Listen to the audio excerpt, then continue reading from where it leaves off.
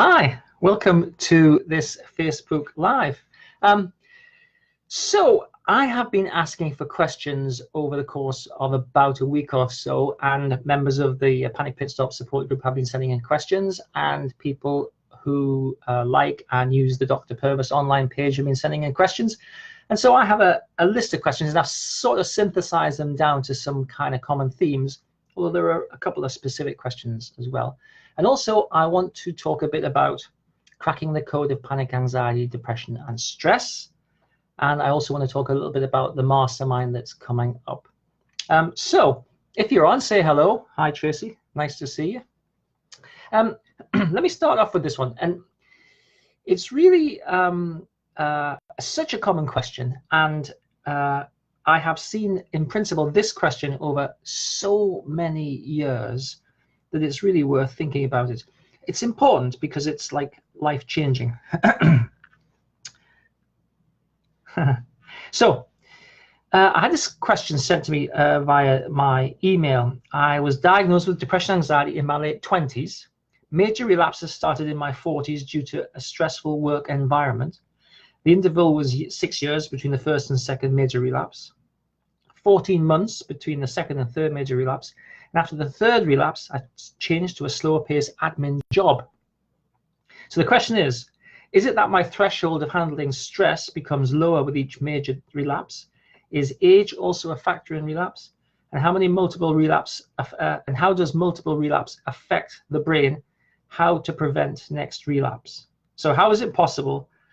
So what is the possible causes of longer term recovery?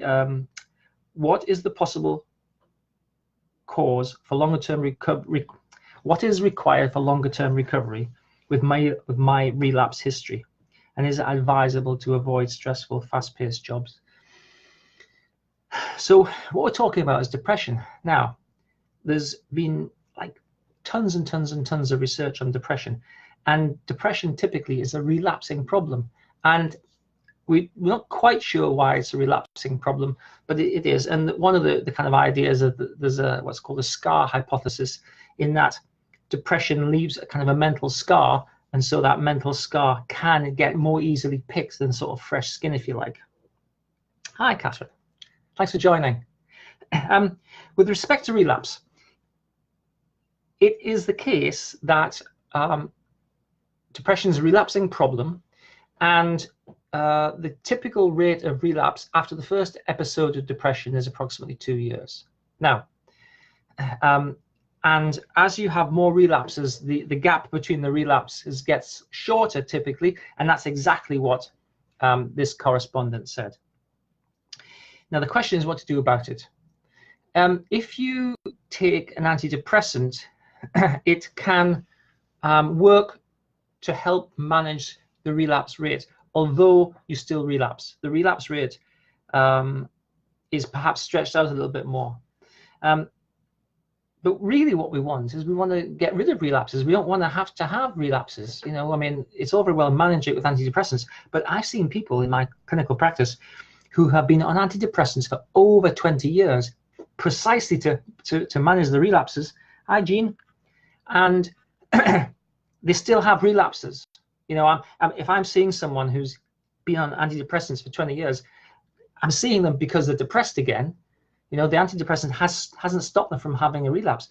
And I have to say, you know, antidepressants, you know, they have an effect in the sense that they have, life consequences. So here's, this is a good opportunity for me to introduce my my new thinking in a way, this sort of the synthesis of my thinking about why we have the problems we have. So if you're interested to know the bigger picture, the big story, go to drpurves.com. Hi, Sandy. Hi, Sarah. Go to drpurves.com and look at the video which says, what is the code? What is the code of panic, anxiety, depression, stress? It's a longish video. Watch that. But this is the synthesis of it, right? This world that we live in, so all of the books behind me live in the external world, okay? The external world is different from my internal world. Your internal world, everybody has an internal world, and it's different from whatever external world that you inhabit. Now, how does all of the information about the external world get into your system, your brain? Well, the way it does it is through your senses, and it comes in as a code. So the light coming into your eyes comes in as photons. The sound comes in as sound waves. The taste is molecules of food. The smell is molecules of whatever substance there is. And touch is, if I touch that, I have activated touch neurons in the palm of my hand, which respond to pressure and change. And that sends a signal that touch has happened, but I also know that I've touched it with this finger. So all of the information that comes into our system, our internal world, comes in encoded form. Our brain then decodes it and makes a representation of the external world inside our mind. Now, this is the critical thing, right? You don't respond to the external world. I cannot respond. If one of my books falls off the bookcase, I can't respond to that because I don't respond to the external world. I respond to my decoded version of the external world in here. Now, if we think about like the scar hypothesis that we think about in depression, when you're first depressed, you are extremely negative and down about yourself, right? And my general shorthand is this. When you're depressed, hi Jennifer, from British Columbia, so spanning the globe.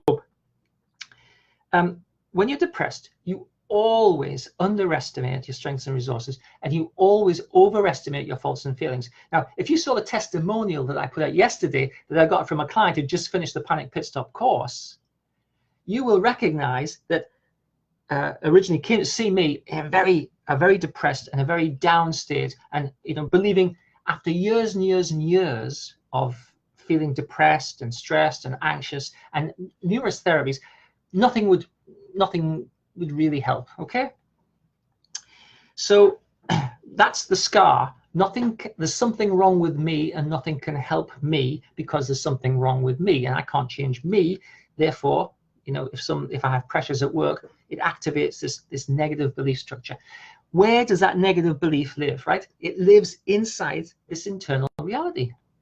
Now, I say that people with depression underestimate their strengths and resources, and they overestimate their faults and feelings, right? They underestimate, that means that they think worse about themselves than is true, and they overestimate their faults and feelings, so they think they're less than they are. And I'd have to, if I'd known I was going to say that, I would have hunted up a video that I did a couple of years ago that showed the research for this. Depressed people overestimate and underestimate. Okay. Now, where does that underestimation and overestimation live? It lives in this virtual reality simulation. Now, that is entirely in your head. You, therefore, have full responsibility for the representation you have in your internal world, your virtual reality simulator in here. Now, I think that is very empowering, because it means that if you put some effort into changing your internal representation, you will get a different experience. That's just it. You'll get a different experience. You have to have a different experience because you react to what's going on in here, because it's in here that the external world is decoded for you. You don't react to the external world. You react to what you understand the external world to be. So someone might say to me in my practice, I think people are all talking about me. That is a belief and understanding that lives in here. But if you genuinely believed that people were talking about you, or if you thought that people didn't like you, or if you thought people were angry with you, how would you react? How would you respond? Well, you'd respond as if people were talking about you, and you'd be suspicious. And if you thought people didn't like you, you'd respond as if you'd be defensive, and you'd be like standoffish, and you wouldn't be engaging with people. And so whatever you have going on in here creates the experience you have. So if you have the experience of depression, it is possible, and I'm told to be non-controversial anymore, really. If you have the experience of depression, you are creating the experience of depression. I don't care what anybody else says. It's not a chemical imbalance in your brain. It's not that its work environment is stressful. If it's stressful, it's because you're making it stressful. You're creating a stressful internal world, and that's how you're relating to the external world, if that makes sense. So what I'm saying is this.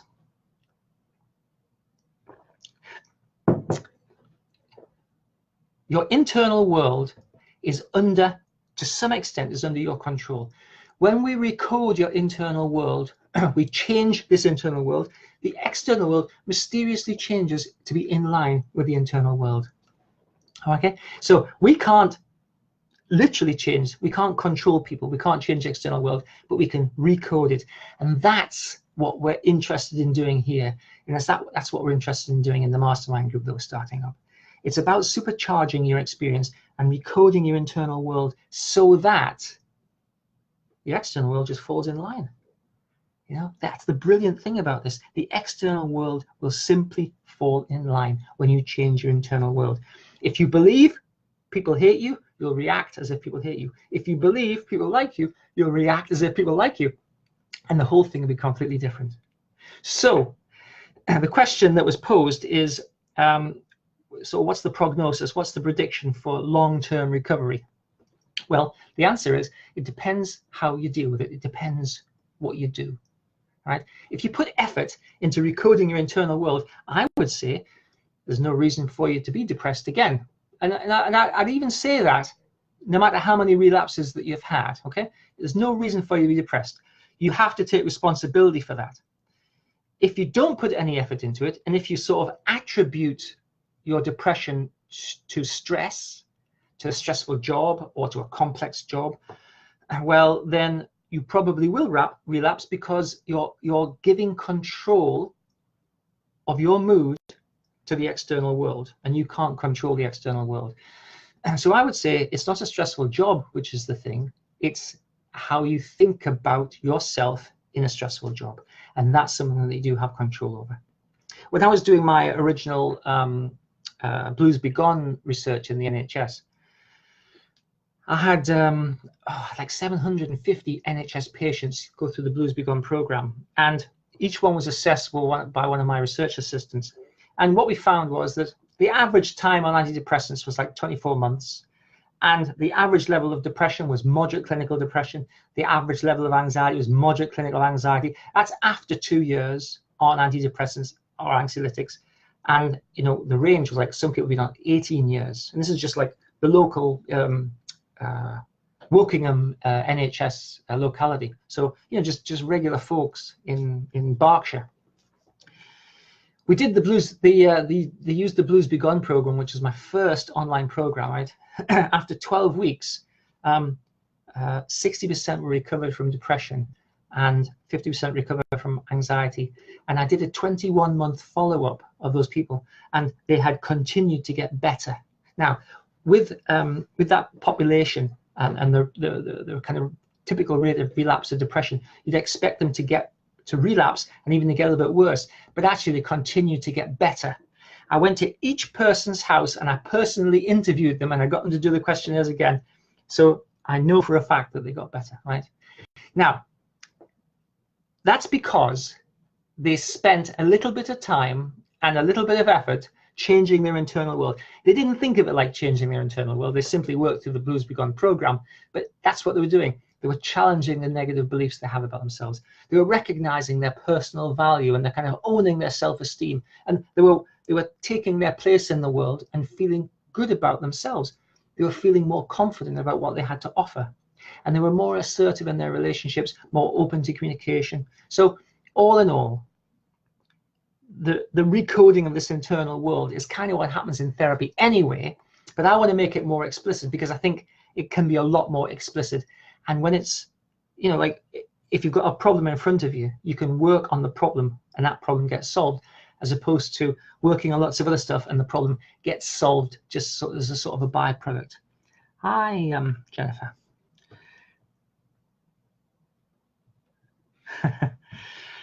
Tracy says we all think that we're special and unique, and it turns out that we're all, you know, more or less human beings trying to do the best we can. So the answer to the question about recovery from depression is depends what you do about it. If you do something useful, do something constructive, and I would say, and this is my new shorthand, right? If you crack the code of anxiety, panic, depression, stress, and it takes about 10 minutes a day or less to crack the code, if you're prepared to devote 10 minutes a day or less over a period of time, then you can crack the code, and that means you can restructure your internal world to be what you want it to be. And what is it today? It's the 18th of October. I would have thought for almost everybody, if you just start the mastermind group starts on the 1st of November. If you start the mastermind, I would have think whatever your problem is, let's say you've got mild, moderate, severe clinical anxiety, mild, moderate, severe clinical depression, whatever your problem is, I can almost 100% guarantee that if you join the mastermind group and use the online programs, you will have halved that problem by Christmas. And for some people, it will be like there isn't a problem anymore, it's gone. So I have another question here. It's about anxiety. It's about, I struggle with telling the difference with the feeling that my anxiety is telling me that I shouldn't do something because it will be bad and it won't be safe, so I should stay home. And B, the internal low energy that comes from to anyone and everyone when they have lots on and their body and mind's telling them to take a break. So the question really is, do I not, I want to avoid doing something because of anxiety, but on the other hand, is that avoidance mixed up with actually just needing to look after myself perhaps and take a break and not do anything? So it's hard to make a decision, right? The question is this. Jennifer asks why I don't believe in chemical imbalances. It's quite a simple answer, really, because there isn't any evidence of it. If you go into the scientific literature, there isn't any evidence that there's a chemical imbalance in the brain that causes depression.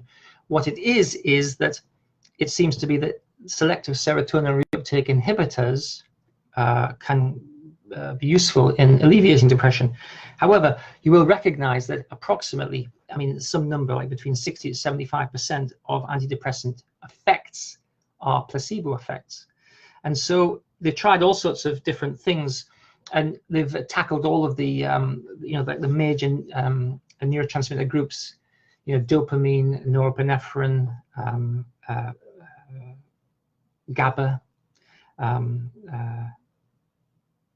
serotonin, and they've kind of worked their way through all of these different neurotransmitters, and they find that, and also monoamine oxidase inhibitors, and they find that selective serotonin reuptake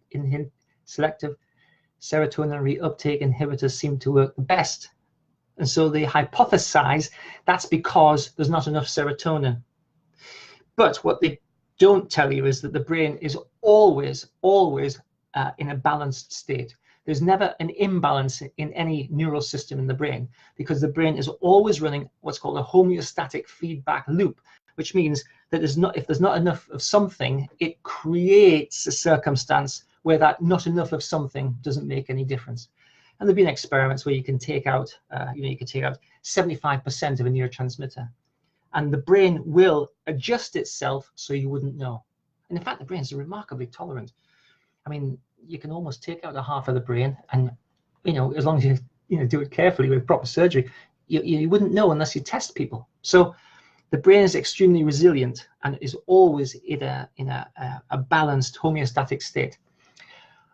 When you put an antidepressant in, you're disrupting that homeostatic balance, and then you get a disrupted state. And then if you have long-term antidepressant use, then you have disrupted balance levels between pre and postsynaptic receptors, and distorted balance between the amount of available neurotransmitter in the synaptic cleft or on the pre and post synaptic sides. So that's the answer to that one. Now, so we're talking about anxiety, right? How can you tell the difference between I don't want to do it because I think it's going to be bad, and I feel tired, and so it might be better for me to stay home? Well, I guess the question is this. I think it would be fair to say, never make a decision based on fear. So never make a decision based on fear. Now, we've said before that anxiety is an overestimation of threat. If someone pulls a gun out, you should feel the emotion of fear. If you're sitting at home, or if you're lying in bed, or if you're watching the TV and you feel fear, where is the external threat? There isn't one. And therefore, what you're experiencing is anxiety. So your body's reacting as if there's an external threat, but there isn't an external threat. It's just the sort of the genetic heritage of how we stayed alive as hunters and gatherers, a million years ago. So the question, how do you make a decision, right? Is fear involved in the decision? Are you not doing something because you're frightened or fearful or aversive? And in the question it says, the feeling is anxiety is telling me I shouldn't do something. Well, that's anxiety, right? I shouldn't do something because it's going to go badly. So if fear is involved in the decision, then if you give in to that, you're reinforcing the anxiety. And if you want to make something happen again, you reinforce it.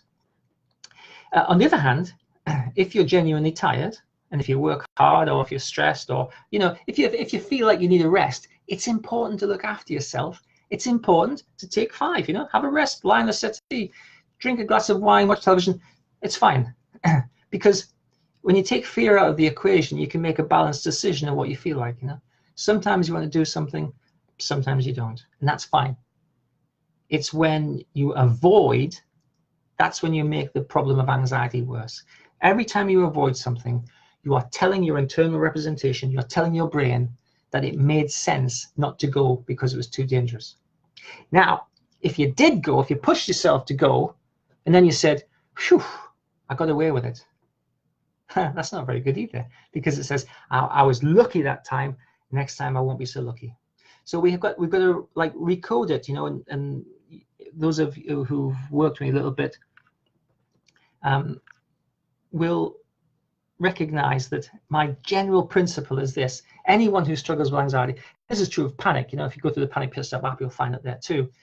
Anxiety is an overestimation of threat. It's not an accurate representation of the threat that's out there. It's an overestimation of threat in here, and it's not an accurate representation of the threat that's out there, which again is brilliant, because if we change the threat representation in here, if we change how you think about the threat changes.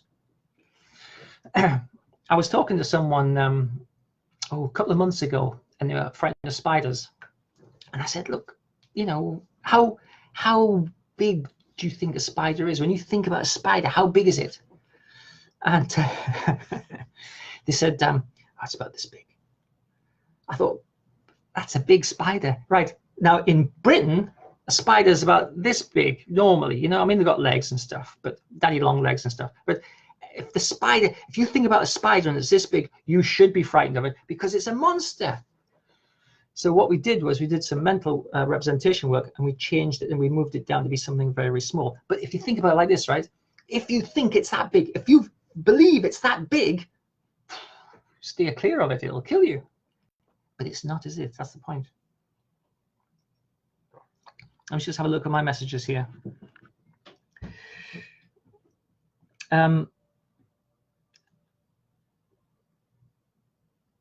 Okay, so Sarah says, if you read up on the research, there's no evidence for the chemical imbalance. Placebos work just as well for the chemical imbalance theory.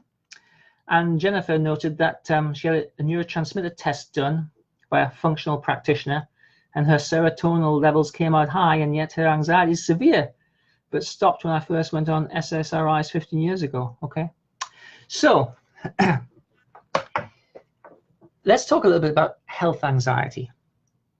I had quite a long email from someone, I won't mention the name, but it's basically about misdiagnosis.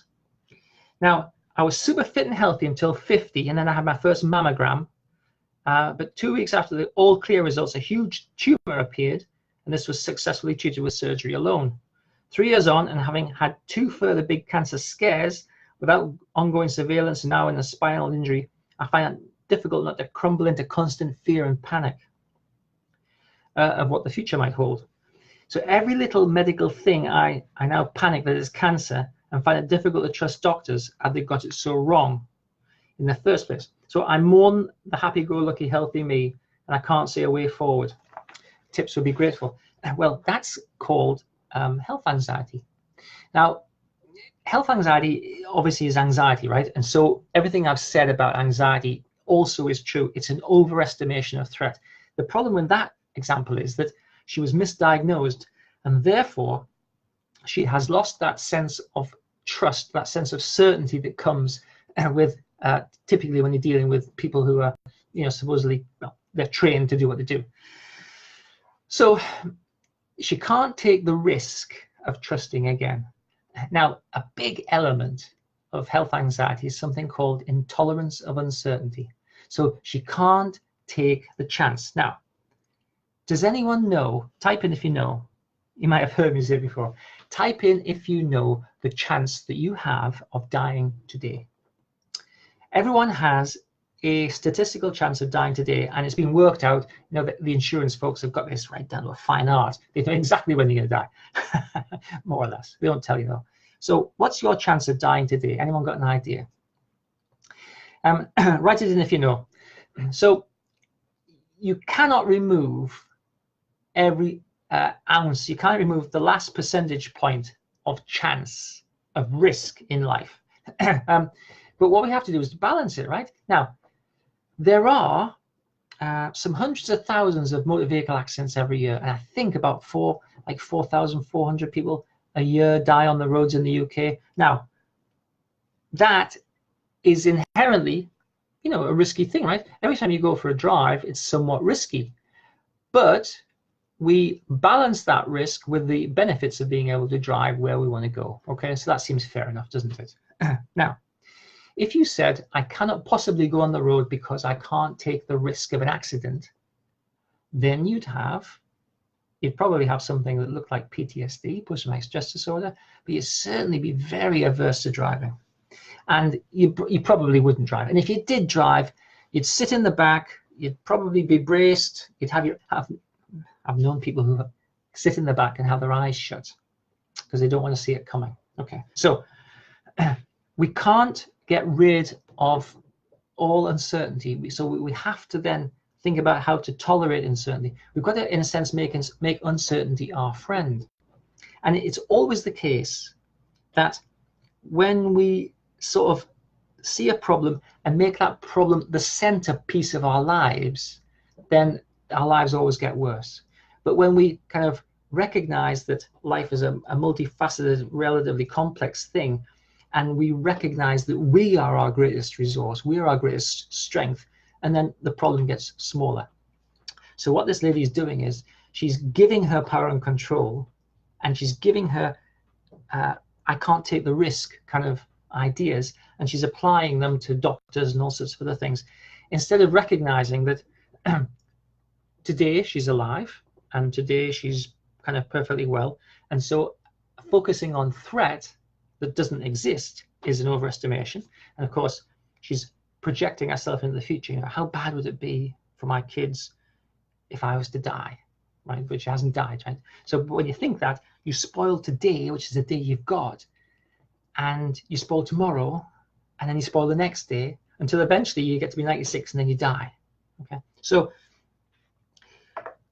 if I had her in my consulting room, I'd be working on the idea that she's safer than she feels, that her feelings are not facts, that when she projects herself into the future and catastrophizes, she's disempowering herself, which is why she feels sort of panicky and whatnot. And also she's running a kind of a perfectionist idea where I can't take the risk of I can't accept any risk whatsoever because that's too much and it's too important. Well, obviously life is important, right? But I can't accept any risk. So she's doing like 4 or 5 different things, 4 or 5 different processes, which are contributing to her feeling, I would say, lost, to be honest. Now, the answer has not come through, and therefore I will tell you, your chance of dying today is 1 in a million. It's called a millimort. So that's your chance. If you go scuba diving, which I still like to do, it's 8 in a million. If you go skydiving, it's also about 8 in a million. There's some other things that are a lot more dangerous. If you go like paragliding off a cliff with just a little sort of bandage wrapped around you, it's really quite high because that's a fairly lethal thing to do. Okay. I constantly focus on what could be wrong, and sometimes when I'm not anxious, I start wondering why I'm not anxious and make myself panicky again. And then what can I do to prevent or reduce the amount of time I'm doing this. I constantly focus on what could be wrong, and when I'm not anxious, I start wondering why I'm not anxious and make myself panicky again. Okay, if you constantly focus on what could be wrong, are you traveling hopefully, or are you traveling kind of pessimistically? Are you traveling, well, let's say pessimistically. I would suggest that you're traveling pessimistically. Now, you go through life's journey. We all go through life's journey, and you've got two ways that you can travel through life's journey. The first one is you can travel forward, facing forward, walking forward, and taking things as they come and reacting to things as they come. Now, this is actually what you've done for most of your life. Everybody on this thing, listening to me, has solved many, many problems. I know a couple of people who've moved houses, right? Moving house is a big thing. You've solved all those problems. You're always solving problems. And the reason you're able to solve problems is because you're a problem solver. Your brain is brilliant at making stuff happen. You're a problem solver. And so when you walk forward, you're solving the problems that come to you on a day-by-day basis. The other way you can travel is to travel facing backwards, right? I can't bear to think what's going to happen. I can't bear to think what's going to go wrong. I couldn't bear that if that happened to me. Well, I wonder if it'll all go horribly wrong. I wonder if the plane will crash. And so you can travel forwards defensively. If I was going to get up and do it, I'd be facing this way, traveling forwards, solving the problems that come and living my life as best I can, or I'd be walking backwards. I can't bear to look, it's going to be horrendous. You're still going forwards, and you will still die at the same, more or less the same time. So which way do you want to travel? Do you want to travel forwards kind of proactively, one step in front of the other, taking charge of your experience? Or do you want to travel forwards thinking everything's going to go horribly wrong? Okay. So if you constantly catastrophize, two things are going to happen. The first thing is that you're going to be anxious a lot of the time. Fine. The second thing is the things that you're catastrophizing about will not happen. And you will say, oh, well, yeah, at least I was prepared for the worst. Right? Okay. You can go your whole life prepared for the worst, and it never happens. What a waste of time that is. I wouldn't mind if it made you happy. I wouldn't mind if it actually made you feel good about yourself. Yeah, I'm prepared for the worst. I like to catastrophize first thing in the morning. Then my whole day is prepared for the Armageddon. Well, okay, yeah. I mean, putting that amount of effort into catastrophizing, you wouldn't even be able to work. You'd be so busy, so stressed.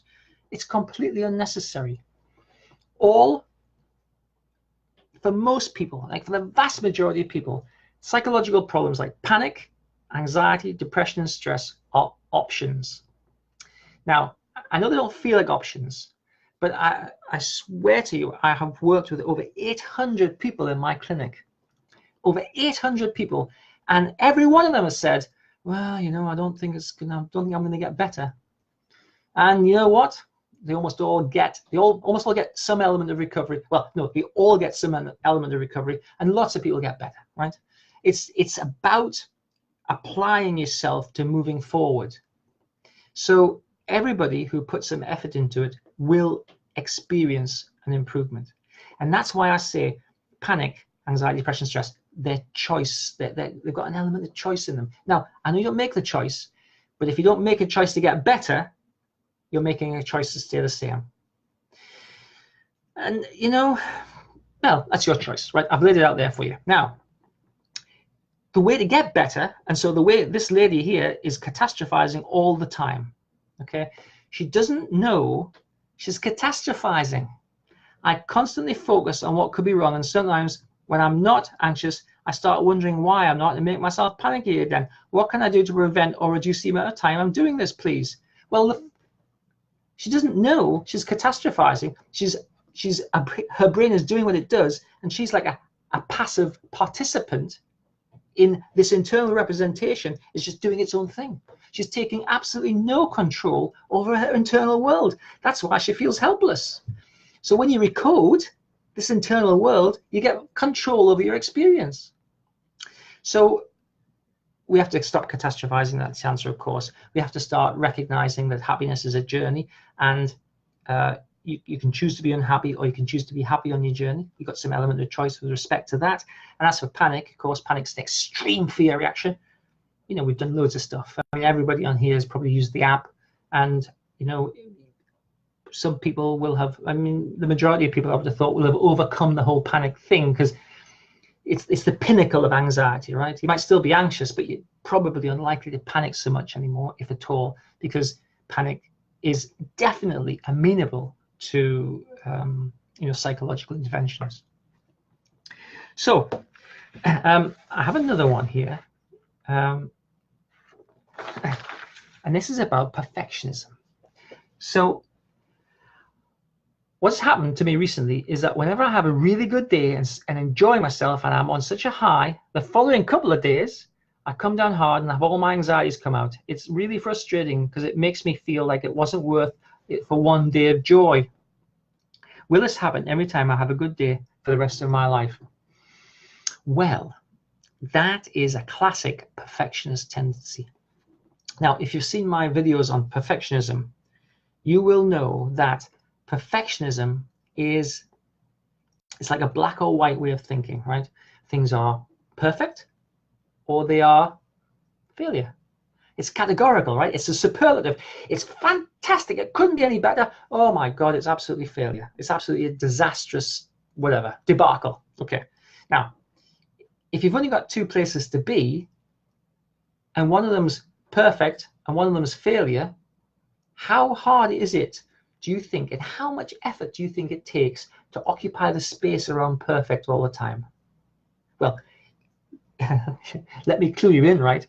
There is no perfect. Nothing is perfect. So striving to be perfect is hugely energy draining, because you're putting more and more effort in, because it's such a high risk game, right? Because if I'm not here around perfect, oh my gosh, I'll have to be a failure.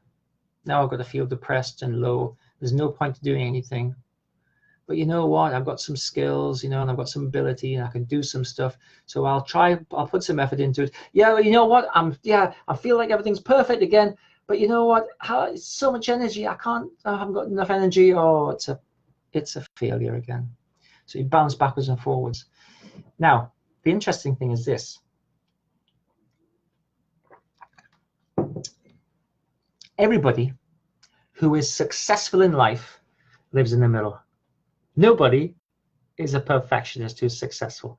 Now, some people achieve some measure of success, but then they come to visit me and we say, actually, if you want to get actually successful, you've got to live in the bit in the middle, because nothing is perfect. Nothing's a failure. In fact, I think the only actual failure is not trying.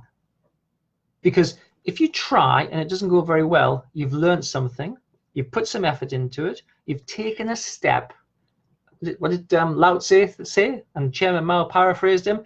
The journey of 1,000 miles begins with the first step. All you have to do is take the first step. If it turns out to be not a very nice step, you've taken a step. And you know what a step feels like, and you can take the next step. And all you've got to do is put one step in front of the other, and inevitably you reach your destination.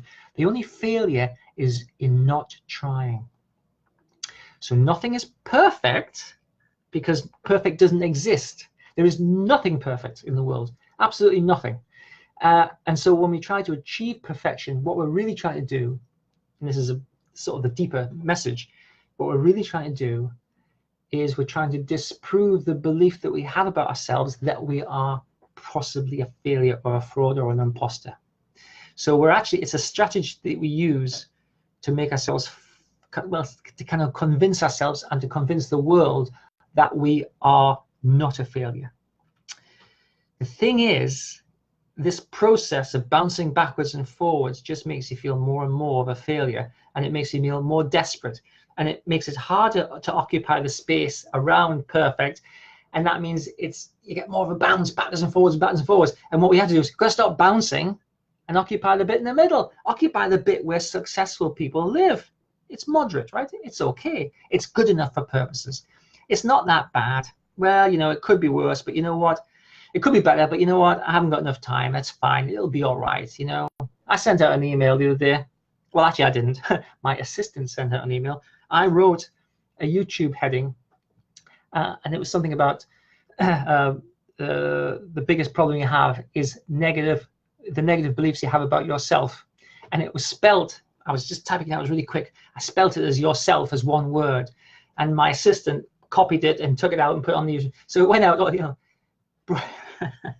email broadcast to 1,000 people, yourself, one word. And I'll tell you an interesting one. When I was at Oxford, you know, in academic papers, they get reviewed and reviewed and reviewed and reviewed and reviewed. I got an academic paper written by my supervisor's colleague.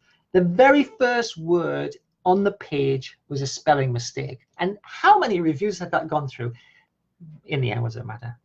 So nothing's perfect, nothing's a failure. But it's practicing living in the middle, recognizing that these edges are fictions. They only live in here. They don't live in external reality. Recognizing their fictions and putting effort into living in the middle.